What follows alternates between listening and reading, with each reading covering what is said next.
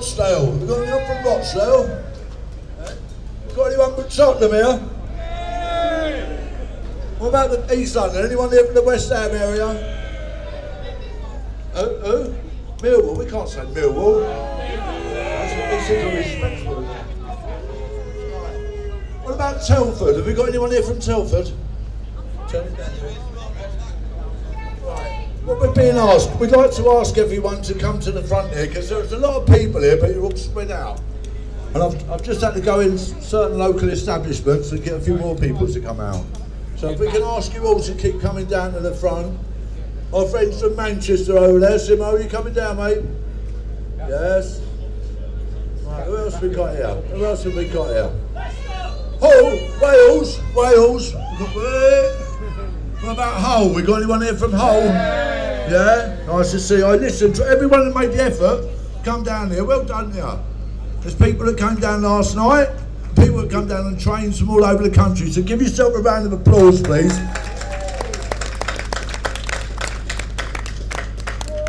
Right, in a little while, my good friend Phil here is going to start introducing some of the speakers. We're blessed today. Some of the people that we've got coming to speak to you from Rochdale, from Telford, from Rotherham, from Hull, from places all across the country. I'm sure you all know what I'm talking about here. We're talking about child abuse, ladies and gentlemen. Okay, it's been going on for decades in this country, and it's still going on now. We ain't having it no more, are we? All right.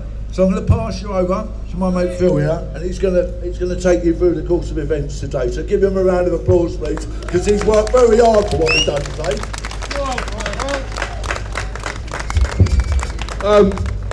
First of all, I want to thank everyone for being here and making the effort. There's a lot of people that ain't here that should be here. Today is the launch of our For the Children campaign. Yeah, this is just the start of it. We ain't going away, right? We are here to stay. We want to make a difference. We want the establishment to, you know, we need protection for our kids. Yeah, I was brought up in care. Yeah, I saw things in care that stick in my head. Yeah, I'm a victim of mental abuse and physical abuse. Yeah, my stepdad smashed me to pieces when I was 11 years old. Put me in hospital, broke both my arms. So this means a lot to me. Yeah, I'm going to be calling up some speakers in a minute. Our children, right? We bring them into this world. Yeah, they are our flesh and blood. Yeah, they're the greatest thing that God could give to us. Yeah, so it's our duty to protect them. It's our duty to guide them down the right path. We cannot fail them. We must come together to safeguard all of our children. The campaign is not about race or religion or creed. It's for all children. Don't matter what background you're from, what colour you are, it's for all our kids, yeah? Right, the first two speakers, please listen to them carefully because these people have got stories to tell, yeah? Go on, listen, ladies and gentlemen, I know there's a lot of people now, and I'm grateful to every single person that takes the time and makes an effort to try and do what they do to help our children.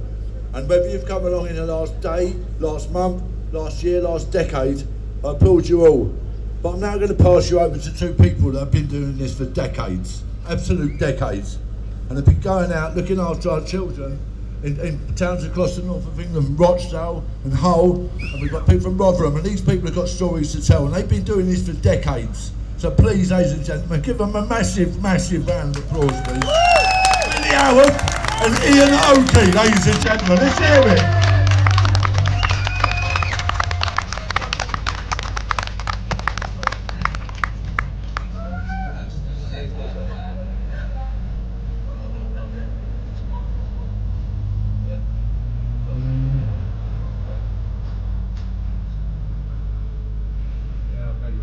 Good afternoon all, and welcome to the Big Smoke. And for a northerner, that's a rarity. My name is Ian Oakey. I'm just from a little northern town called Hull. You've all heard of the cases of child sexual exploitation in places like Rochdale, Manchester, Barrow, Rotherham and Telford. I could go on. It happens in every town and city within this country. But nobody really knows about Hull. It's the forgotten town. Back in 2019, two girls walked into Humberside Police Headquarters and reported that they have been repeatedly abused by groups of men in the city. Gary. The police first dismissed this and actually sent them on the way. But the pressures of these brave two girls and their families continued. They wouldn't let it go. And eventually, Humberside Police decided to do an investigation. This was codenamed Operation Marksman. One survivor who claimed that she was raped by around 150 men. She was chained up, tortured, and repeatedly raped, and she was 13. The perpetrators claimed that if she told anybody, that her family would be targeted. Their houses would be targeted.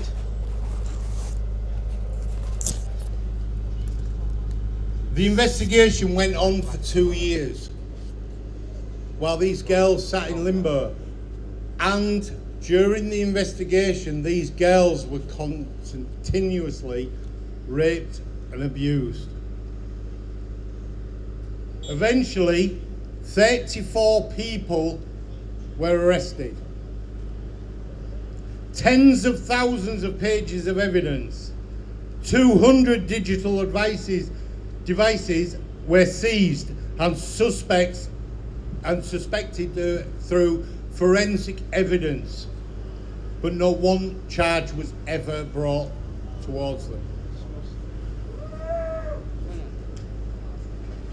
The case itself was closed in June 2021 because it didn't meet the CPS's evidence to say that it was enough to make a claim against the perpetrators.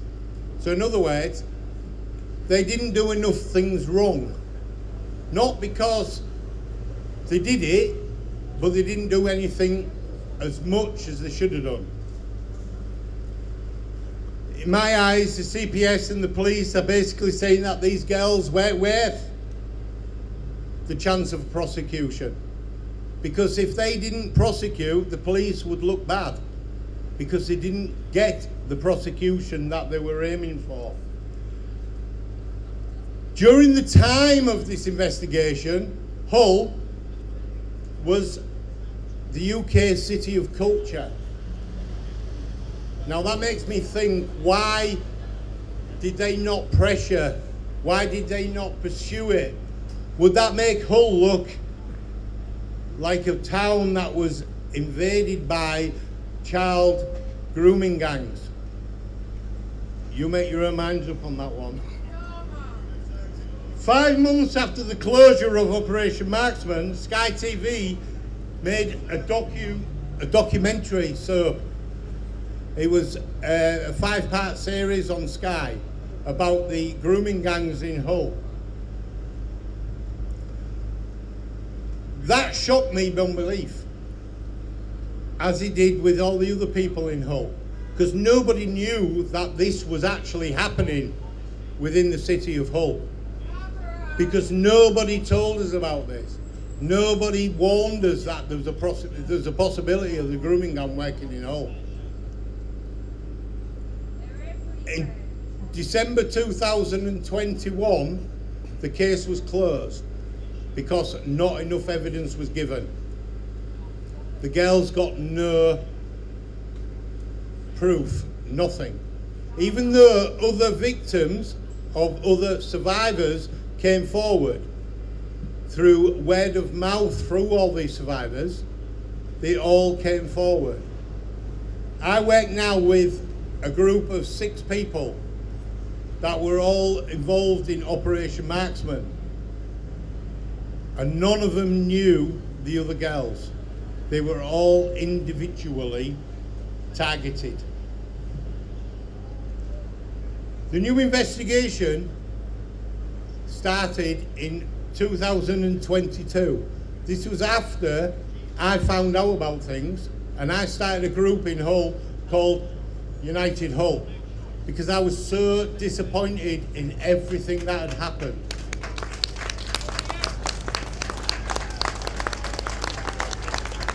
And believe it or not, this all started from my brother's kitchen, where myself, Ian Cooper, who's in the audience today, was stood there and saying, well, somebody should do something about this. Nobody knew in Hull knew anything about this. Why isn't anybody screaming and shouting from the rooftops saying this is happening? And of course, it was me that was nominated for the one to do something about it. And I have.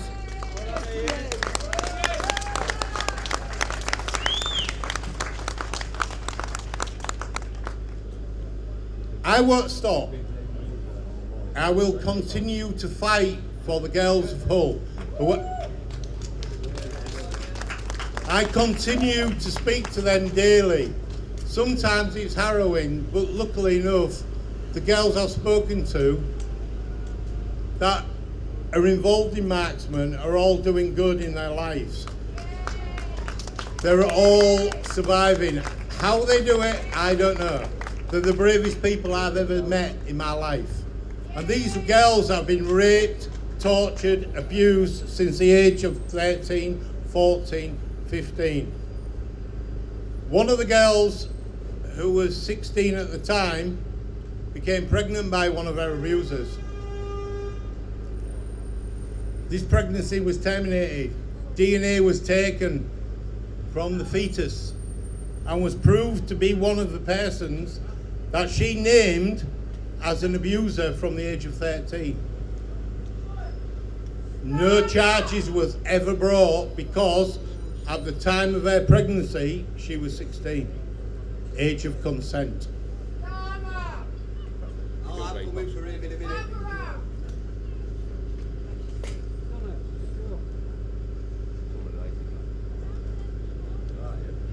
I'm pleased to say that all the survivors in the operation are doing really well, and I'm really happy, like I've just said.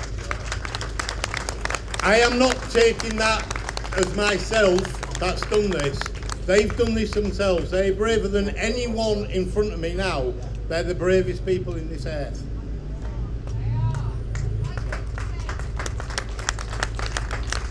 I've always said that I cannot change the past for what's happened to them, but I will always do my best to change the future. The children of this country are our future, but if we don't act now, they have no future.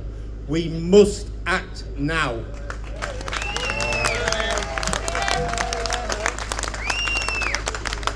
Ladies and gentlemen, give it up for Ian Oakey, please.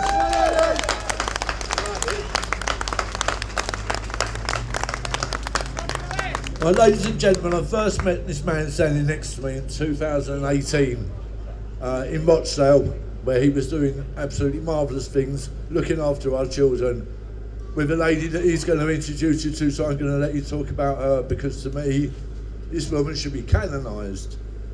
But ladies and gentlemen, give it up for my good friend, Billy Howarth. Massive thank you, guys. So yeah, I'm Billy Howarth from Rochdale. I'm also the founder of PAG UK. I'm not going to talk about specifics in cases. What I'm going to do and what I'm here to do today is tell you which are the fuckers who are responsible. That's what I'm going to do today. So for Rochdale, this started 40 years ago in 1960 when Cyril Smith Cyril Smith built himself an organisation where it was fine to abuse the children of Rochdale and beyond. Not just in Rochdale, but here in Westminster too. So I first started this campaign. I'm going to take you on my journey of how I've dealt with this and what I've seen, and told you who I think's responsible. I met this lovely lady called Linda Phillips. Believe me when I say, if the statues of here, all these people, she should be one of them. Because for 45 years, she was the only person to stand against the abuse of the UK children. She truly is a British hero. Unfortunately, Linda passed away in 2020. I still find it tough to talk about because she was the bar for me. She was everything to me, and she always will be. If it weren't for her, none of us, I don't think, would be here today. I certainly wouldn't. I'd probably be dead. Because, ladies and gentlemen, I am a survivor of child sexual abuse. And if it wasn't for this woman, I don't think I'd be here today, because I was in some dark place. But I'm not a believer in God or anything like that, but someone sent that lady into my life for a reason, and I can't explain it, but she was my angel. I love the woman. She's not here anymore, but she's here in spirit. She's cheering along with you. She stood here, and she'll continue to fight from the grave through me. Can we give this lady a round of applause for all the work that she did? Linda Phillips, ladies and gentlemen. But even Linda couldn't have done what she did and picked up the fight that she picked up if it weren't for this guy. So this guy was a teacher at Norview School by the name of Martin Deegan. Martin Deegan was the first person to stand up in publicly and say Cyril Smith is abusing boys in Norview School. He stole the paperwork from the headmaster's office. We still have the paperwork today. Theresa May said she lost it. She didn't lose it all. She didn't lose it all. Because Linda wouldn't let them lose it all. Because Linda kept it all and then passed it to me before her death. The first time it was talked about publicly in a big way was through this guy, Simon Danchuk, who wrote the book Smile for the Cameras. Yeah, boo. Yeah, boo. Because he never said nothing after the book was released, and he's never said anything since the book's been released. So yeah, he was the one who wrote the book. He was the one who confirmed. They called Linda Phillips a liar. They sacked Martin Deegan as not good enough for a teacher for the school. But these people were the only people who were telling the truth. Simon Danchuk used that and wrote himself a book. But on the back of Linda's campaigning, along with myself and Martin Deegan, we managed to get the Ixer inquiry into Rochdale. The Ixer inquiry was the independent inquiry to child sexual abuse. And this is where the true horrors of Norview were exposed. And Smith Street toilets, I must say that. So there was Norview School and Smith Street toilets. The Director of Education at the time, Diane Kavanagh, this lady took bets on which were the next kid to be abused in the toilets. This was all revealed in the Ixer inquiry, guys. I don't make this up, it's all there for you to read yourself. David Lord Steele knighted Cyril Smith 5 years after knowing he was a paedophile. These are the people who were responsible, because after he found out he was a paedophile, didn't ultimately, he was also the leader of the Liberal Democrat Party.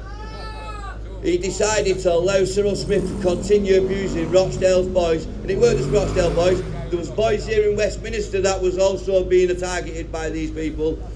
These knew, and they could have stopped it. When I tell you accountability, and the fuckers who are accountable, this guy is one of them. This guy could have stopped it if he did his job. He didn't. He's responsible for the abuse of Rochdale's children. Richard Farnell. Richard Farnell was the council leader of Rochdale, Cyril Smith's best mate. Richard Farnell was accused of lying to the Ixer inquiry. He had to resign his seat. He's dead now, thank God. But he's also one of those people, again, who were responsible. I told you I'm going to tell you all who were responsible for the abuse of Rochdale's children. This guy is right at the top of the list. Liberal Democrat Paul Rowan. When the abuse of Vice Cyril was reported to Paul, who was the MP of Rochdale at the time, he said, I took it with a pinch of salt. He took the abuse of children with a pinch of salt. Absolutely unacceptable, absolutely accountable, absolutely responsible for the abuse of Rochdale's children. Sir Tony Lloyd, former Police and Crime Commissioner and former MP of Rochdale. Yeah. So in 2013, Mr Lloyd and Mr Colin Lambert from the Brexit Party at the time, he was a Liberal Democrat at the time and council leader, decided to have a meeting where the full horrors were revealed of Norview School. From that day forward it was buried. He buried it and it was never spoken about again until the Ixter inquiry. So again, this man's passed away, we can't hold him to account, but he should have, we should have done while he was alive. We didn't. We missed the trick. Colin Lambert, ladies and gentlemen. I know he was part of the Brexit Party, I can hear Brexit Brian shouting at me somewhere, but he was Labour at the time. He was a Labour council leader who turned a blind eye to the Rochdale's children being abused. Not just through Norview, he also played a prominent role in the grooming gang cover-ups as well. So this guy's double jeopardy. This guy needs to be in the dock. He's still here. He should be in the dock along with the rest of them. Jim Dobby, the Deputy Leader of Rochdale Council, also former MP for Heywood and Middleton. Again, he's dead now, thank God. But he was also one of those that told Simon Danchuk, when Simon Danchuk stood up about the grooming scandal, they told him, you need to be quiet because it'll have a detrimental effect on votes. That says everything. We'll not cover this grooming scandal because it's bad for votes. Our children meant less than votes. Elsie Blundell, ladies and gentlemen. So the people I've mentioned, Tony Lloyd, Richard Farnell, Simon Danchuk, Elsie Blundell was the secretary to all three. She's now MP for Heywood and Middleton. She's just been sacked for a councillor role because I've just got her the sack. She's got the sack. And I'm not just going to get her the sack, I'm going to take her fucking seat as well.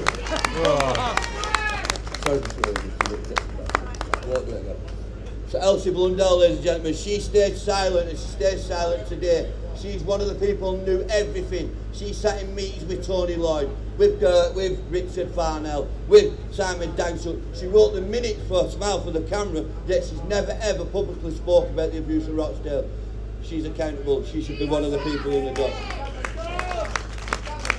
But we all know where it stems from. So in 1986, I'm coming to you, love, don't you worry. Don't you worry. So we all, has anyone heard about the paedophile information exchange? Yeah, well, it was supposed to have been defunct in 1986. I can tell you today that's absolutely lie. That organisation is still here today. If you don't believe me, look into Labour 25. Over 75 Labour MPs, councillors, members convicted for abuse against children. That's a large number for one political party. And that's what's going on. That's Labour 25. Don't take my word for anything I'm saying. It's all checkable. I've just put a lot of time and research into putting it all together. Now we're getting to the nitty gritty. 3 girls. There wasn't 3, there was 49. 9 men convicted. There wasn't 9 men, there was 1,400 men. Many of them still walk around my town today with their head held high. I wish I knew who they all were because I'd expose them, whether they'd be charged or not. But there's obviously under the banner. There was 1,400 men who abused the children in my town. Did anyone see 3 Girls TV programme? Yeah. Did anyone see Betrayed Girls that followed it? So there was a BBC programme called Betrayed Girls where the blame for 3 girls was put on all you. The far right, they said, you're far right and it's your fault that this didn't get dealt with because you came to Rochdale and you politicised it. They blamed you. If you don't believe me, guys, search these programmes, watch them for yourself. It's there, Betrayed Girls. So the lady who likes to call herself a whistleblower, Sarah Rowbotham, I have full contact with the 3 girls named in the 3 Girls programme. They're the people who I work with on a weekly basis. One of them 3 girls have never ever met this lady. Yet she claims to be the saviour of Rochdale. It's a lie. There needs to be an inquiry. She needs questioning. Yeah. One of the true heroes of Rochdale grooming scandal was Maggie Oliver, the police officer. She tells us they didn't want the truth to come out, but people like me, people like Ian and the other speakers you're going to see today, we did, and we will get the truth out there. Ladies and gentlemen, Nazir Afzal, and he does deserve a round of applause, ladies and gentlemen, because he was the only man at the time. Let me just say how it was. When he became Crown Prosecution Lead for Greater Manchester, he had to check the itinerary of evidence. When he checked the evidence, he seen there was a baby's fetus held on ice in evidence of a 13-year-old girl. It was at that point he double-crossed Keir Starmer, who was his boss, and said, no, this is DNA evidence I'm going to pursue. He was told not to pursue because these girls' chaotic lifestyles were the reason for their own abuse. Bullshit. It was child abuse. He told us. You know what he told us? I'm coming for her as well. Sir Peter Fahey. Sir Peter Fahey was Greater Manchester Chief of Police. He was the one in the Free Girls programme that you watched. The copper at the table that said, this is the girls' lifestyle choices. This is not for the police to act upon. That's who that is. He must be held to account. But he wasn't. He was giving OBEs and MBEs instead. The first inquiry into the abuse of Rochdale came through a Labour MP, actually, by the name of Anne Coffey, and she exposed her own party. It's very hard to get these reports, but they're out there if you want to source them. Take nothing what I say for granted. Please go away and check everything I say. Fact check me, because I've done the work. I'm just giving it to you on a plate. Go and have a look. It's all there.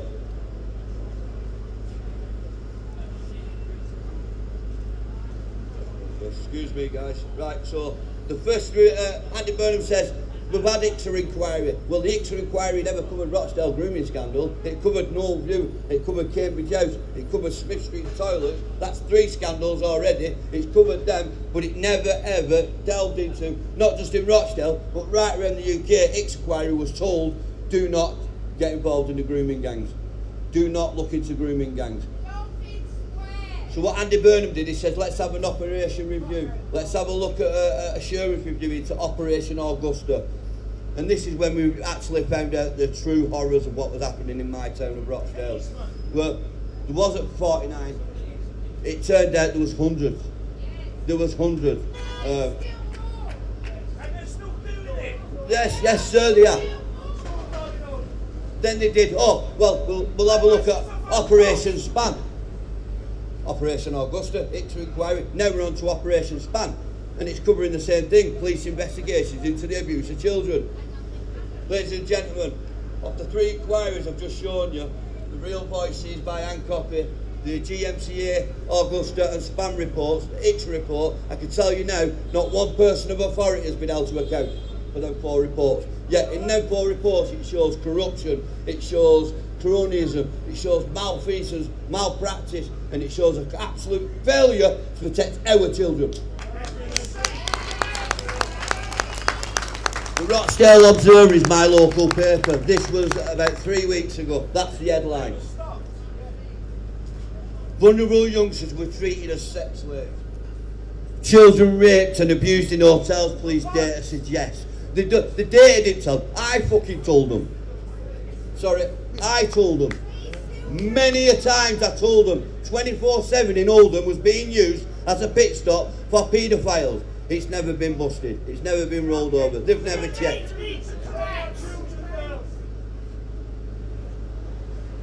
So I held a protest in St Peter's Square on the 22nd of last month, and I did so because of this headline: officers won't be punished. Despite Operation Augusta, ICSA and Span, officers will not be punished for grooming gang failures. I'm coming to him next, my love. No one escapes, Billy. Ladies and gentlemen, Keir Starmer. Listen, bit louder because he can't hear you. Keir Starmer was leader of public prosecutions. He sent he issued Nazir Hassel a memo saying these girls' chaotic lifestyles were the reason for their own abuse. Accountable action. Accountable action. Ladies and gentlemen, Jackie Smith. I said, ladies and gentlemen, Jackie Smith. The former Deputy Prime Minister, the former Home Secretary, and the one who sent the memo to Nazir Hassel saying these girls' chaotic lifestyles were the reason for their own abuse. Accountable action. In the dock, go to jail. Ladies and gentlemen, Gordon Brown, the former Prime. No, he must have to hear you. You've got to do it louder than that. Because it was ultimately his decision for the UK's children to be disregarded, abused at the rate of knots, not just in Rochdale, but right around the country. This guy should be held to account. This guy should be arrested. This guy should be in the dock. Guys, I want to thank you for listening to me today. Guys, this is going to go from strength to strength to strength. There might not be hundreds of thousands of people here, and the quantity, it's the quality of people that are here. That's what we're going to focus on. Yeah? The quality of people that are here shows that you have a proper heart and that you actually care. Going forward, I'll be working with these guys, standing with these guys all the way. Thank you guys, thank you very much. Ladies and gentlemen, give it up for Billy Howard. If there was more people in this country like him, we wouldn't have a child abuse problem.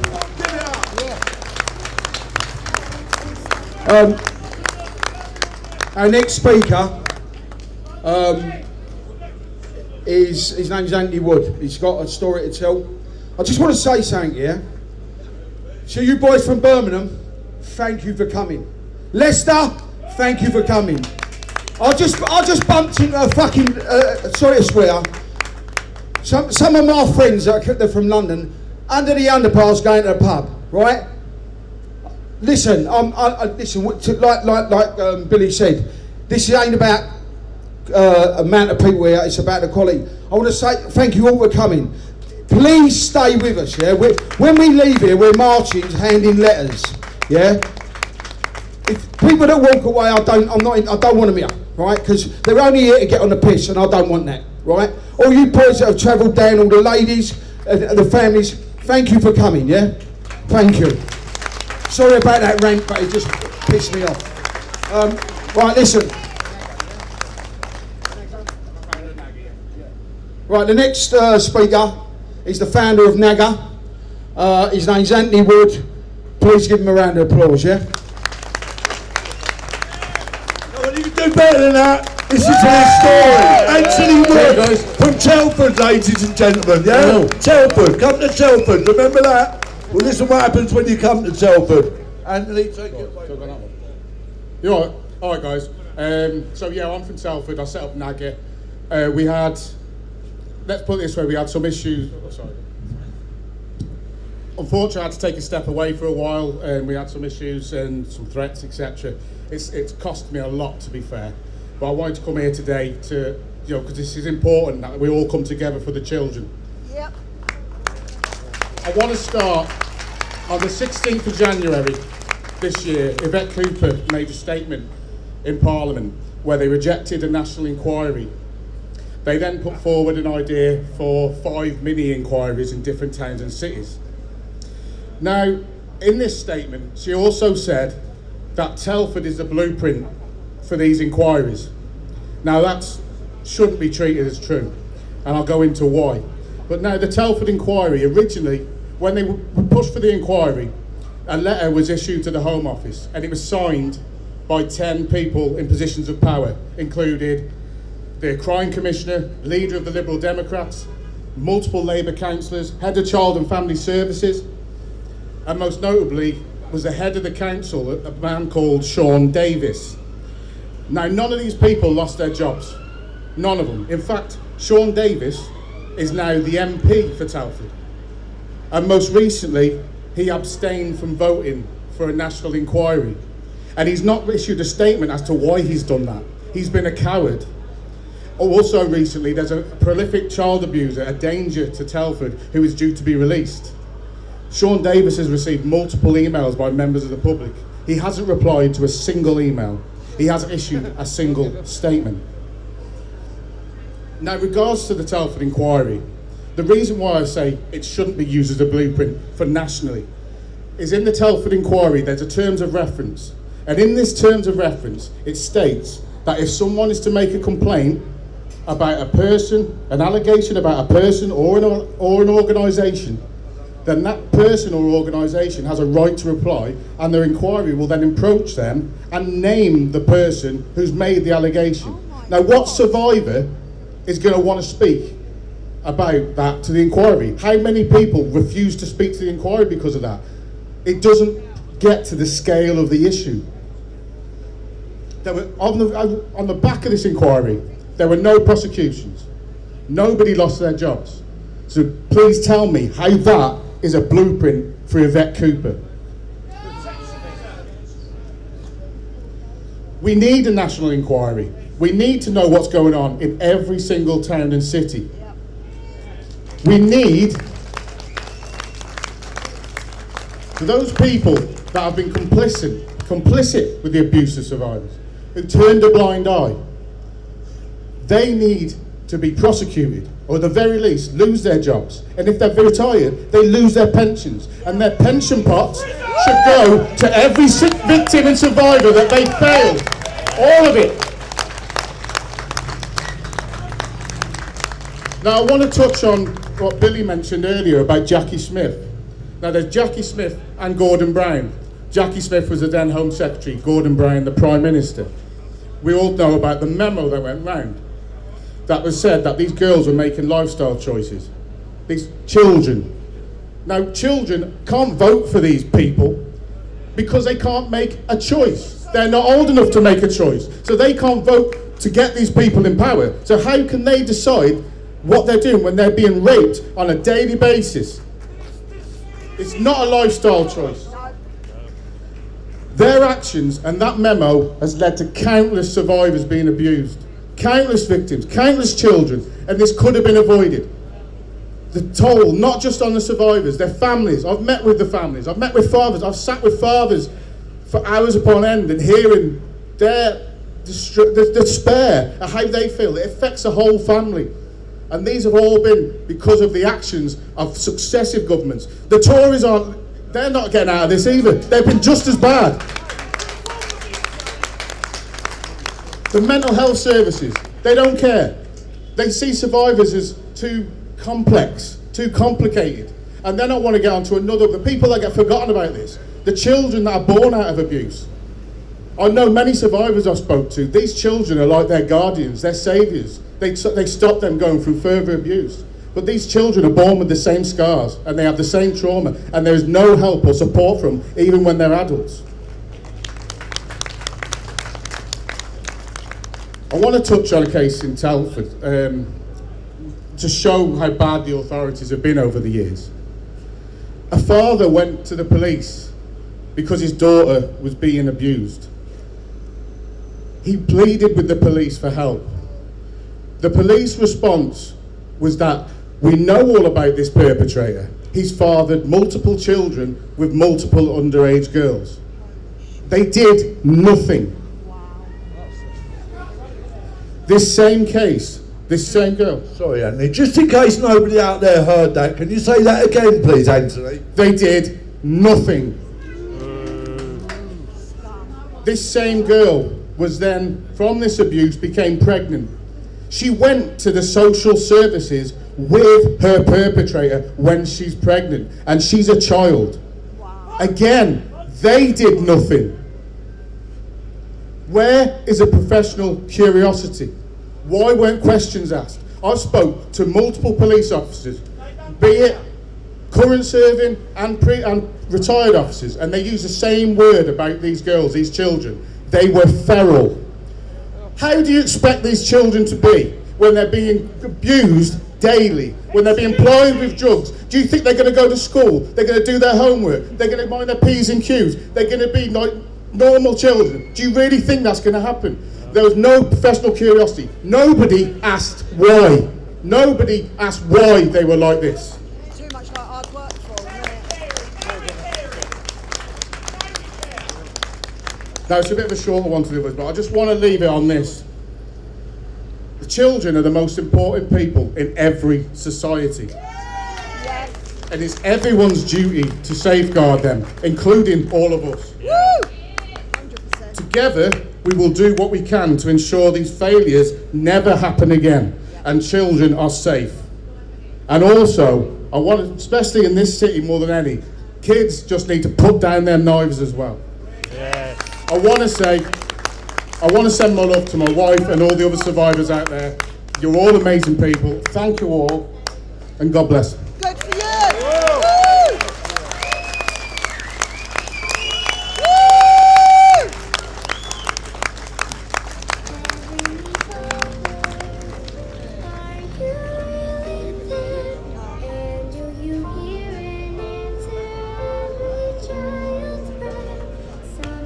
This is the reason I do this. These are my grandchildren. Yeah. I've got 13 grandchildren.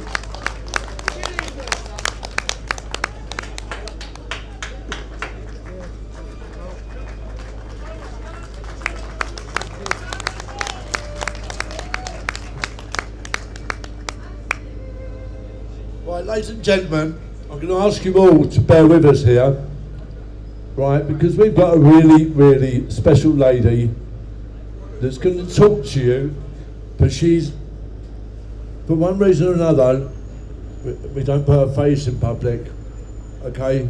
So we're talking about survivors here, for these people to come and talk. So, this young lady, who we call Lady X, is from Rotherham, and she's got a real story to tell you. So she's going to she's sitting over there, behind that screen, and she's going to tell you a story about what's gone on in Rotherham, and I'd ask you all to listen. So give her a massive round of applause, please, because it's very brave to do this.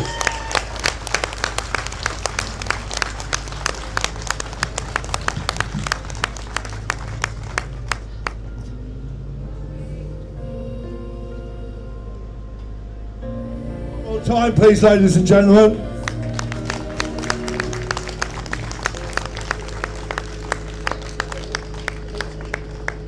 Wanna speak? Hey! Yeah? So my name's Jackson. Hey! Say hello to Jackson, everyone.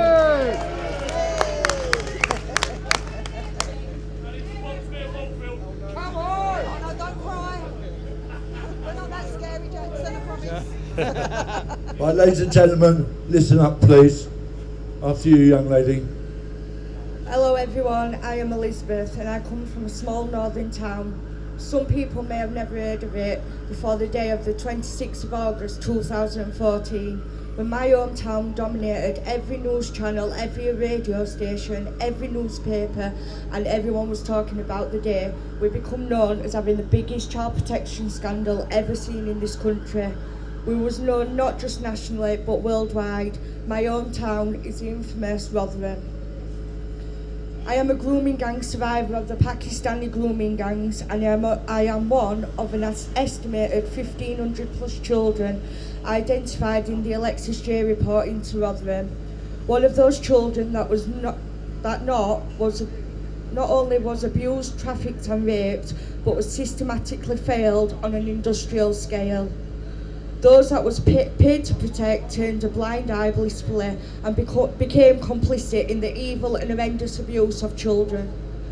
I have always said the only reason they said sorry was because they was caught brushing this national epidemic under that big carpet they like to have as a belonging.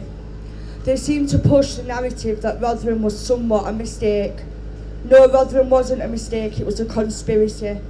Children was fed to the wolves while the perpetrators were allowed to roam free. I was abused over a period of 4.5 years. I won't go into details, but please take a second to just imagine your worst nightmare times 1,000, and you probably still wouldn't get to the place what hundreds of children have experienced. The isolation, the fear, the normalisation of such abuse. I could go on forever, but those feelings are not what an adult faced, it was a child. Children should feel nothing but safety and to live a happy childhood. I have took the consequences of other people's crimes against me since being 14. I am now 37. During my abuse, in just a period of 10 weeks, I was kept in a flat for the purpose to abuse and rape me. During the 10 weeks, my parents contacted the police over 200 times. No action was taken until something changed one day. They decided to take action. They arrested my dad. Not once, but twice. His crime, he tried to get me out of the property that his daughter was getting abused daily in.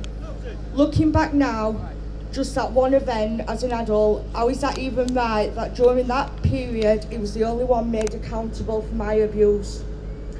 An innocent man who was going out of his mind took priority for arrest over the abusers. One of my abusers was a woman that preyed on young children to then facilitate the abuse with high intelligence already gathered on this offender. From 1999, that's 4 years before I became a victim. The intelligence was that this particular offender had set up a fake rape crisis hotline to lure girls into exploitation. This was shut down by South Yorkshire Police in 1999. Rotherham Borough Council gave her a taxi contract to pick children up from school. She went under 9 different names. The intelligence around her was to a very high level, but still she did what she did without no consequences. When the J report came out in Rotherham, some people may have felt anger and upset and so many other emotions. I felt relieved. I felt vindicated, but I also know that finally I was at that label of a naughty child that was responsible for my own abuse. The world knew we were telling the truth. That day of the J report into Rotherham becomes the first step into my journey of becoming a survivor. The day I knew I had to fight not only for myself, but for all those that didn't have a voice. In my journey of campaigning, I have been blessed with meeting some amazing people that have been through absolute hell, and I look at them and think, how did we do it? How did we survive? We fought against the odds, and here we are once again, being shoved on the back burner. We get media attention for a while and then it disappears. We get false promises from those that can make the changes, and then they let us down. The same old vicious circles. Then after all those times, something changed this year. One man in a different part of the world changed the narrative. Elon Musk.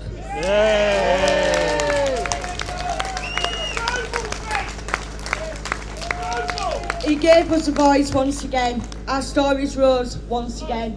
Then we saw a call for a national inquiry, and the government stood in Parliament, told the thousands of survivors and their family, no, your voices and your need for justice and truth won't be heard or given. How is this right, and how can they justify such contempt against us? I stand here today and I am calling and won't stop calling for a national inquiry into the abuse and torture of children perpetrated by the grooming gangs. We need this. We need the true extent throughout the country. We need to know the statistics to have proper data. We need to hold those that failed to account.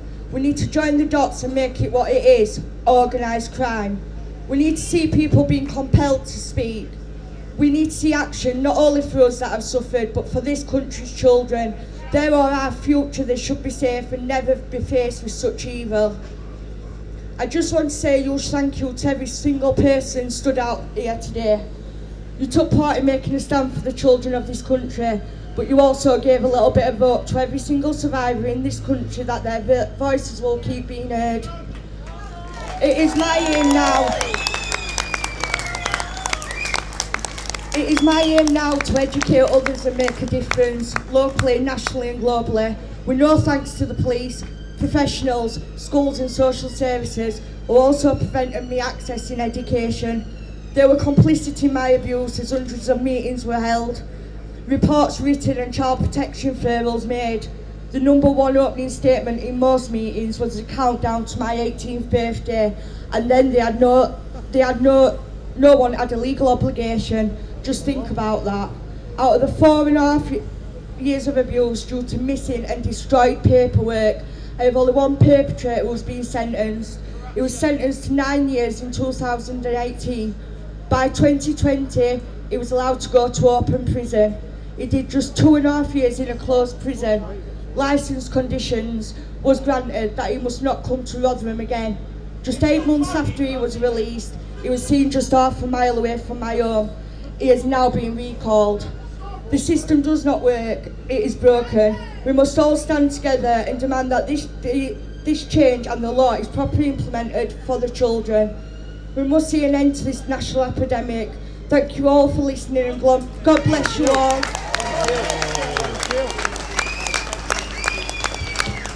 That's why we're here today, ladies and gentlemen.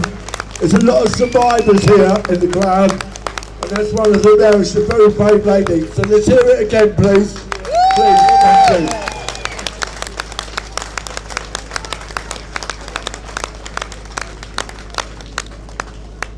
The next speaker is a young lady named Gemma Jones.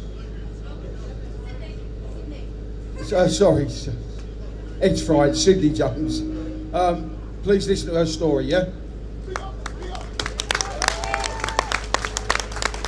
Thank you.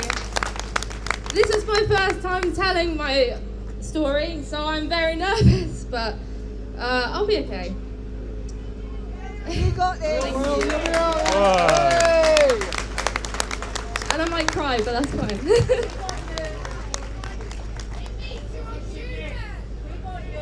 Thank you.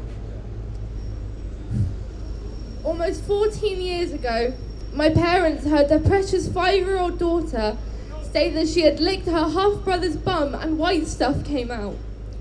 On a quiet Sunday morning of June 9th in 2011, my brother, who was 12 at the time, had licked my private parts and made me lick his. After I told my parents about this, 4 days later on the Thursday, they reported this to the police, not knowing what else to do. Wasn't that a mistake? When I was being interviewed about this incident, my parents had to sit outside the interview room where they heard every single word of what I had been through and what I was made to do because the walls were so thin. Months later, my father found out on a phone call with the police about a previous incident involving my brother. Most mothers and fathers will think the same thing when a police officer refers to a previous incident. My God, my son has been abused. That was their concern, that was my parents' concern. But they were wrong. In November of 2006, my brother was at his 7-year-old friend's house, all playing with his friend who was 7 and his 3-year-old toddler brother. This friend's mother walked into the room and discovered them all committing fellatio on each other, and my brother had instigated this. My brother abused a 3-year-old child before he abused me, and my dad had no idea. We spoke to Norfolk County Council about this, and while my dad did not know about this previous incident, Norfolk County Council did reply to us. My father did not have parental responsibility over his son, as he was divorced from my brother's mother, and so anything that my brother did, my dad wouldn't know about. We submitted a complaint to the Ombudsman demanding answers and demanding an apology from me for the council and social services causing my sexual assault. Not only this, but they would put my friends in danger when they would come round. The council got back to us again. They refused to issue me an apology because they don't think it would have made a difference if my parents knew. I would have been sexually assaulted either way. I have not received justice for what happened to me, and I will never get the justice that I deserve and what those other children deserve. Thank you.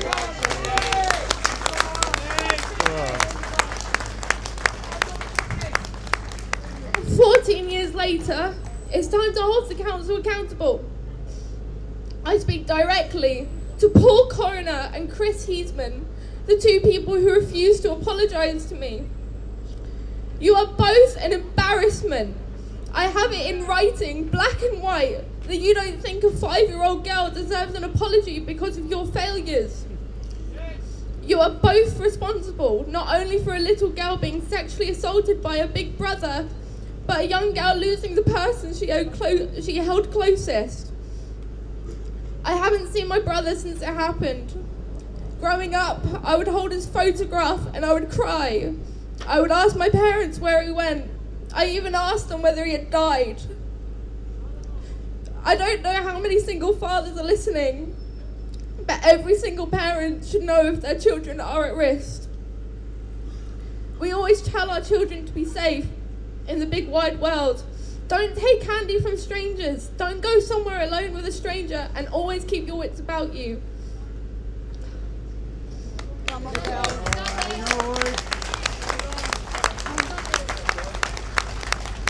But sometimes we don't know the threat that we allow into our own home.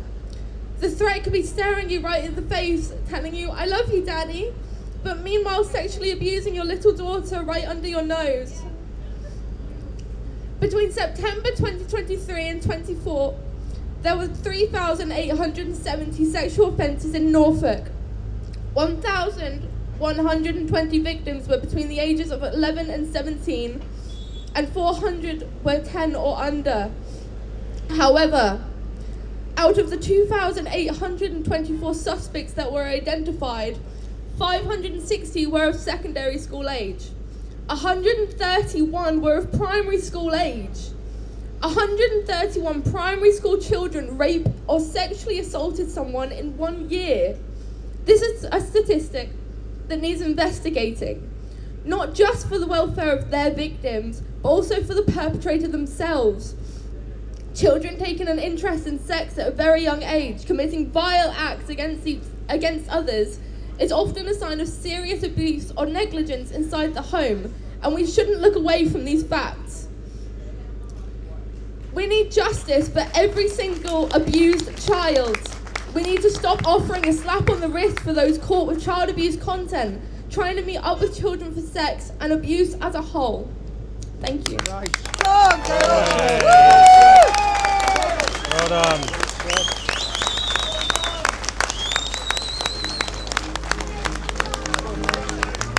This is why we started this campaign. There ain't a lot here today, but trust me, we are not going nowhere.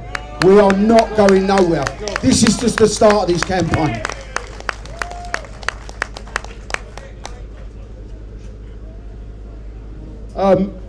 The next speaker. One second, ladies and gentlemen. Just something I'd like to point out. Amongst what we just heard there from that very brave young girl, right? People, please ignore that. They're only idiots.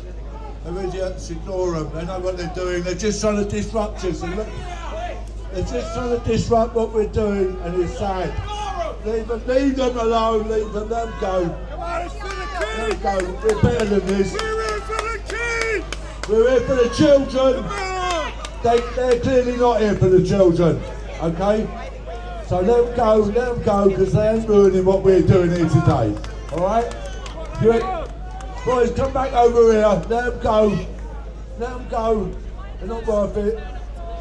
We're here for the children. Clearly they're not here for the children, are they? Right.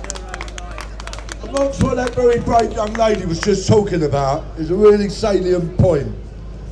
All these people that we ever hear about, all these perpetrators, whoever they may be, think about all these famous ones. Think about all the famous ones when we see them, your Rolf Harrises and people like that. Yeah? All these famous people, all these celebrities, when do you ever hear them apologise? Any one of them. Tell me any one of these people who do this to young children that have ever apologised. They don't apologise because they're all full of self-pity. Well, them, right? Yeah? Boys, well done. Well done. Come back over here. Right, let's go. Yeah? They're here just trying to disrupt things. We ain't going to let them disrupt them because our children are more important than that. Let's hear it. Let's hear it for our children. Yeah? They're not here for our children. We're all here for our children. And we started something today, and we're going to grow it, and we're going to build it. And every one of you people here today, in a few years' time, are going to be saying, I was there on the first one. Because we're going to take this around the country. We're going to go to all these places where all these very brave young girls come from. Survivors they are. They're not victims, they're survivors because they're fucking brave. And they're very brave to get up here and talk about all this because they got my respect. And he's doing well here not to cry, every time. Because I've been making a documentary and a few of us involved in this, right? And we've been doing this for 8 or 9 years. And you'll be able to see this documentary in the next couple of months. And we're trying to raise awareness. We're trying to highlight what's been going on in this country for decades and what's still going on our watch, because it is our watch, because it's all our children. It's going on our watch. It's our watch, because we're parents and we've got responsibilities. And we stick up the children, do we? Do we stick up the children? Yeah. Fucking right we do. Excuse my language. So, I'm going to get you back to Phil now, and he's going to tell you who we've got now. Go on, Phil. You know, you're a bit tall. Right, the next lady, her name's Sinead. She's got a story to tell about her son being bullied. They're from a group in Islington called Concerned Parents. Please put your hands together for Sinead.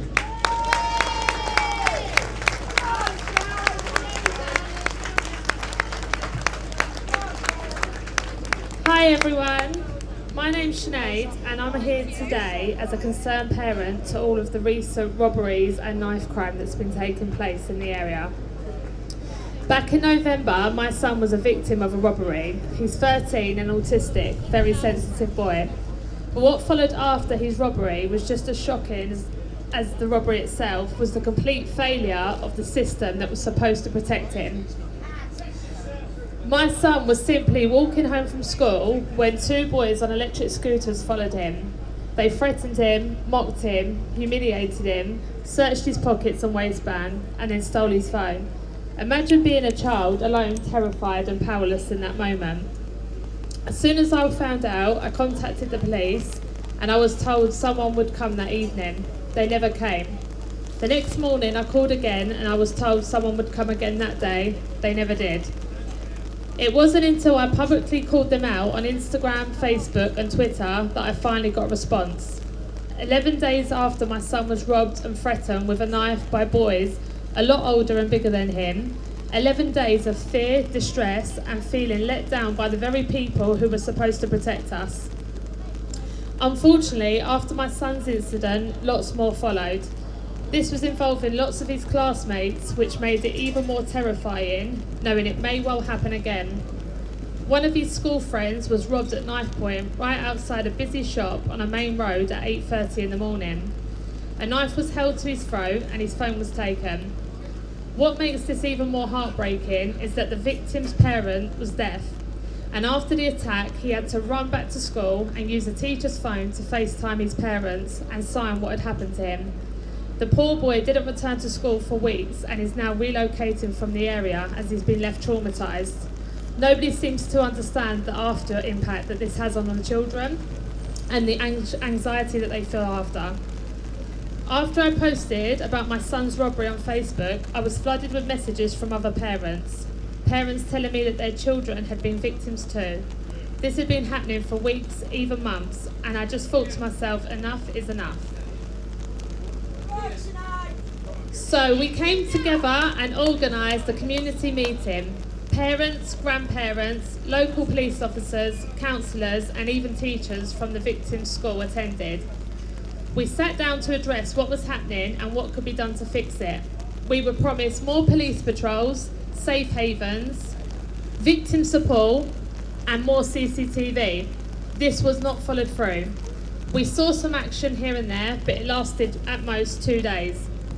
Once my son was brought in for an interview and was told that there were leads to his attackers, he was sat in an isolated room with no windows. He was not allowed to have parent present and had to relive the ordeal. After almost 2 hours of giving his victim statement and having to relive the trauma, no arrests were made and nothing was followed up. Still today, 4 months later, I've still not heard anything back regardless of all the emails I've been sending. On 3 occasions, I reached out to victim support, as this has affected my son terribly and is still affecting him now. He will not even walk out the door. We have not heard anything back from them. This cannot continue, and that's why I'm standing here today demanding real change for our kids. We need more police presence on the streets, police patrolling on foot. We need local community support officers back on the streets and CCTV. This has to be prioritised over traffic cameras and traffic wardens, which we know is not the case. I want councils and governments to stop manipulating data. Stop telling us that the crime rates are low simply because it's been a half term and the children have not been at school. Stop showing us misleading statistics to make it seem like things are improving when clearly we can see it's getting worse. This isn't about my son, this is about every child, every parent and every family who are being failed by the system that is supposed to protect us. We can't stay silent any longer. Thank you.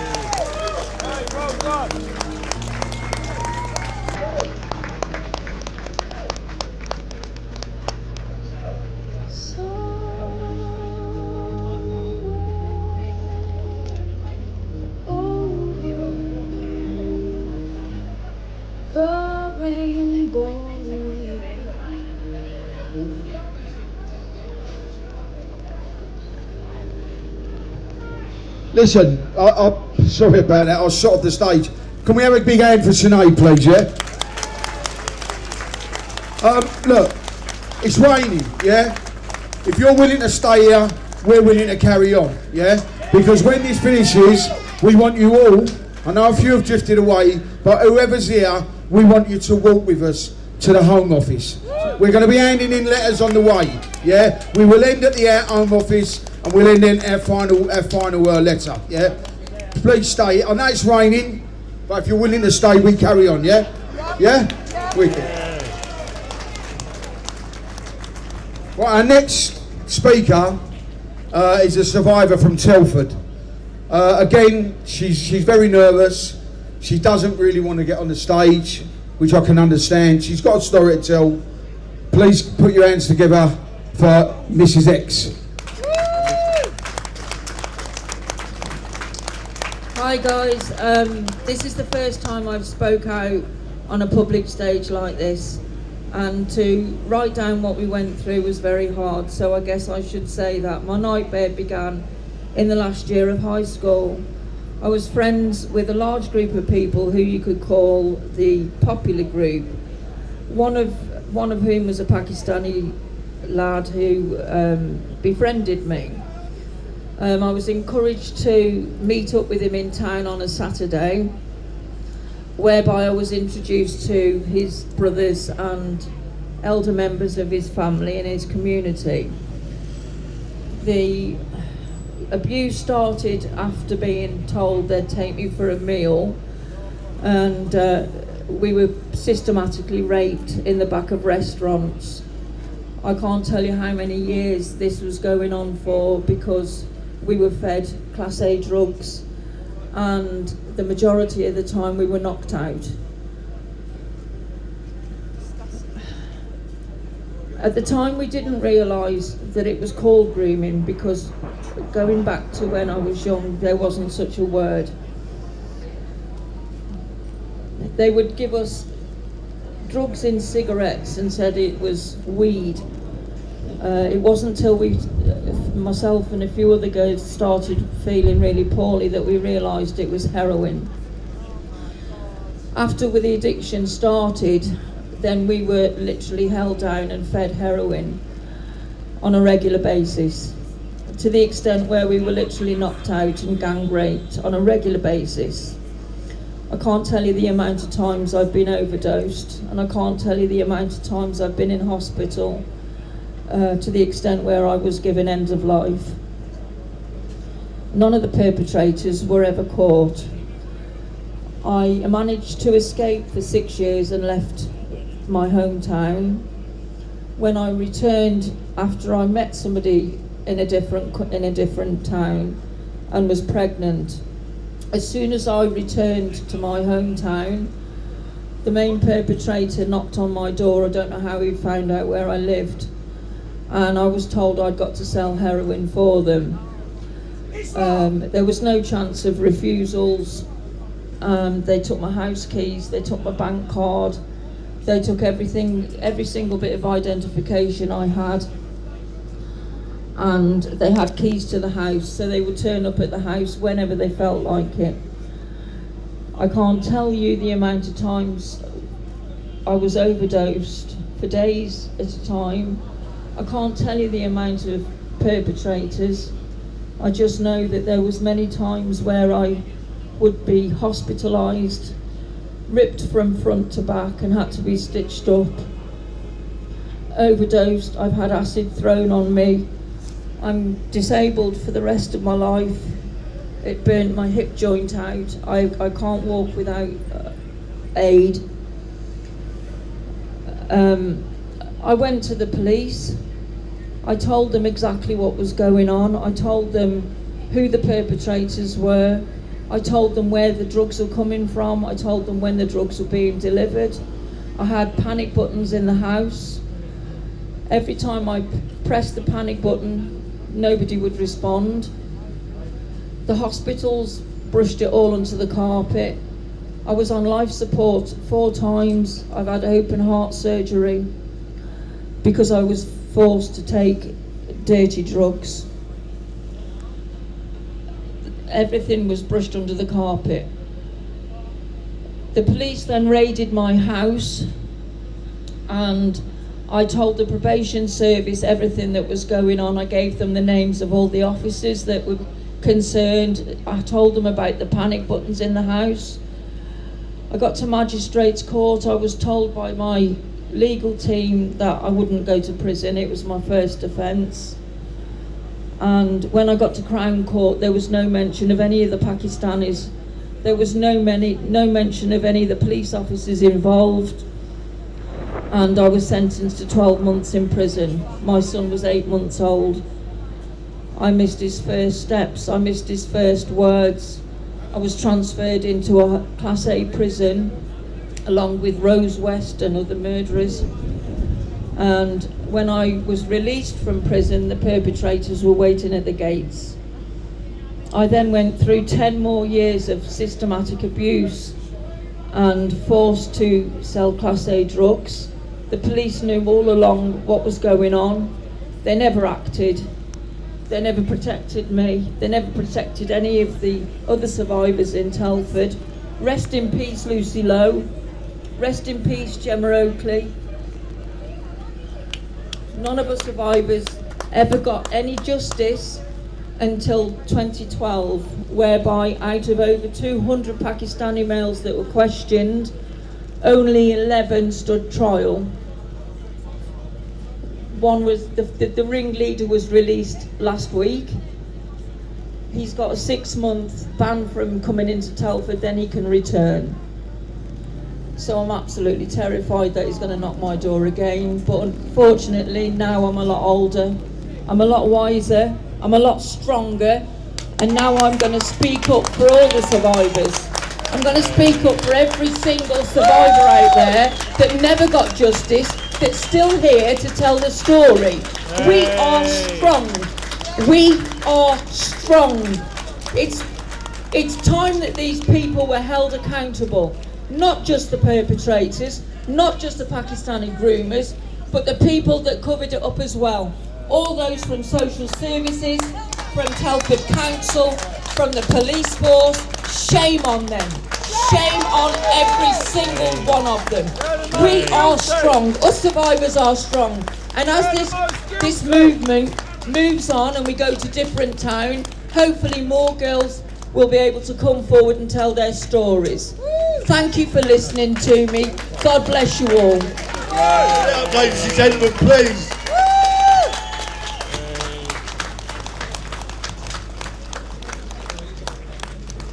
Right, before the next speaker, I want to say something to you. There was a protest earlier down the road. They were pro-Palestinians. They're not counter-protesting us, yeah? They're not. Their protest is finished, yeah? Their protest is finished.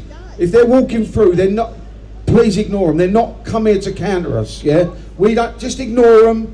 I don't know if they're going to come through. I've been told that their protest has been finished. But please don't let them disrupt what we're doing, yeah? Please. For the children! Some of them might even support us, I don't know, but just ignore them. Yeah, but mate, listen, we just don't need the egg, all right?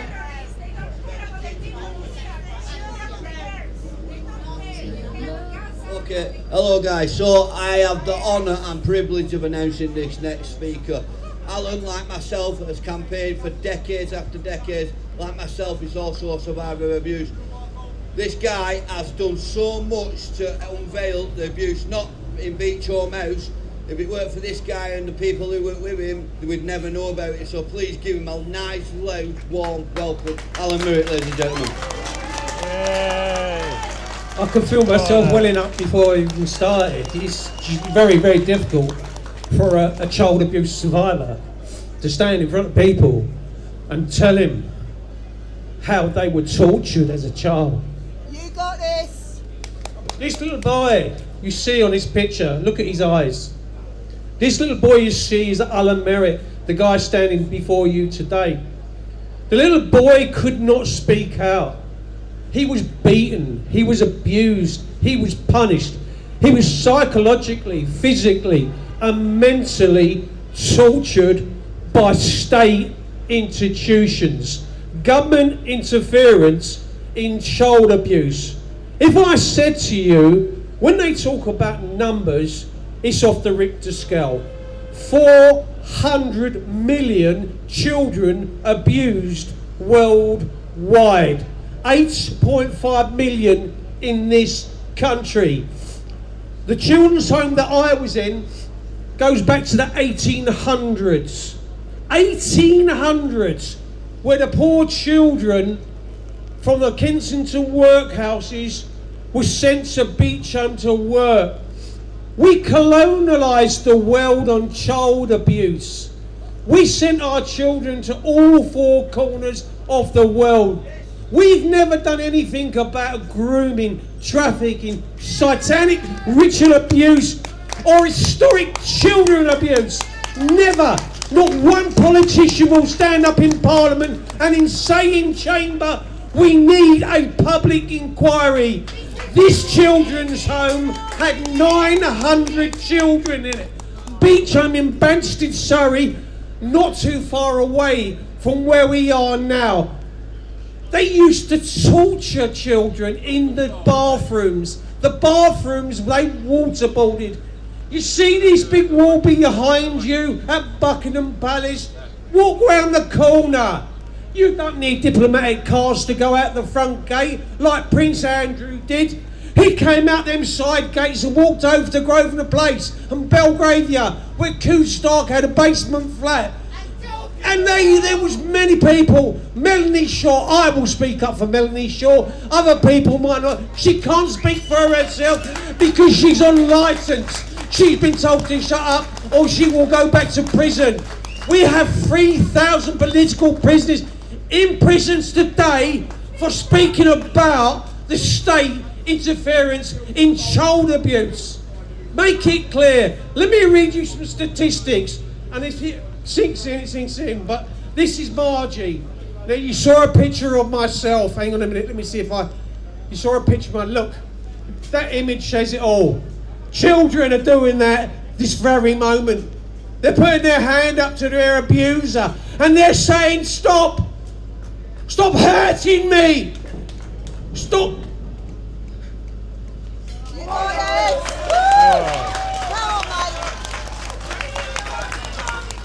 Well done, Alan. 1 in 4 women have been raped or sexually assaulted since the age of 16. 1 in 6 children have been sexually abused. 1 in 18 men have been raped or sexually assaulted since the age of 16. The Crime Survey of England and Wales, the CSEA, estimated that 1 in 5 adults aged 18 to 74 has experienced at least one form of child abuse, whether emotional abuse, physical abuse, sexual abuse, or witnessing domestic violence or abuse before the age of 16. 8.5 million people. Many cases of child abuse remain hidden. Around 1 in 7 adults who called the National Association of People Abused in Childhood, the NAPAC helpline in the last year alone, had not told anybody about their abuse before. They were too frightened. Their dignity had been taken. They took their innocence away. In the year of ending in March 2019, Childline delivered 19,847 counselling sessions to children in the UK, where about the primary concern was 1 in 20 of the sessions resulted in referral to external agencies. On the 31st of March in 2019, 49,570 children in England and 4,810 children in Wales were looked after by their local authority because of the experience and the risk of abuse or neglect. Around half adults, and 52%, have experienced abuse before the age of 16. Also experienced domestic abuse later in compared to 13% of those that did not experience abuse before the age of 16. When I was 4 years of age, my abuse started at home. My father took a leather belt to a 4-year-old child. Our streets were the playgrounds. We would throw jumpers on the floor and make goalposts out of them. We would bang tins on the street floor and play tin can Tommy. We made our own tomatoes. We stood outside pubs morning, noon and night until CCOs came and took us away. Today they're called social workers. In my day they were called child care officers. They didn't care about us. They had no incline in us at all. This is a picture of me and my brother. This is the primary school in Beecham. The one that I told you goes back to the 1800s. They told me and my brother, you had to smile in this picture. If you didn't smile, you would be punished. You get beaten and abused. You had to smile. These pictures that I'm holding up in front of you, they are real life. This is actual true. This is what happened to the children. Look at our eyes. It's all in the eyes. My eldest sister, Anne, 5 years my senior. I used to call her Mummy Anne because she looked after me. Mummy Anne, look at her eyes, people. Look at the eyes of these children. The torture and the torment. This is what they used to do. They used to put you in shorts. These shorts, you look like an orphan. You look like you don't belong anywhere. Your clothes had labels in them. You was labelled an orphan. They would call you a retard. I couldn't read or write when I was 13 because I had abusers. 7 abuses in Beecham I had, 7. Out of 4 cottages that they placed me in. They'd slap the back of your legs until it was red raw. And then they would put you in acid baths. They would put you in baths with Vim. They would put you in baths with bleach. They would use carbolic soap on you. They put carbolic soap in my mouth and said, we'll wash your mouth out with soap. It burned, it stung you. They used floor scrubbing brushes and it tore the skin off your back. The acid soap that they used on you burnt you. They abused you in the dormitories. When they talk about race, it's all part of the political narrative. We sat round the same dining room table with different colours and creeds of children from all over the world, of all different colours.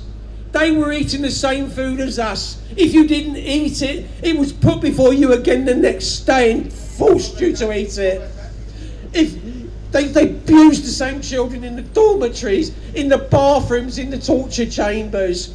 4 of my family abused in Beecham, Banstead, Surrey. 4 of them, 2 sisters and another brother. Thank you. This little boy here is me with other children from the children's home.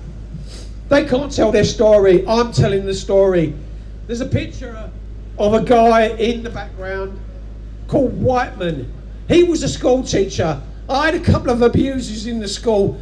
He would chase you round the pocket, The picture I showed you of me in shorts. You own nothing. You didn't even own an hanky. You was a child in an orphanage. It chased you around the corners of the playground, get hold of you, and it'd rifle through your top pockets, knowing full well that you did not possess anything. He was rifling in your pockets just to feel you. The perverse man went on to a place called Shirley Oaks.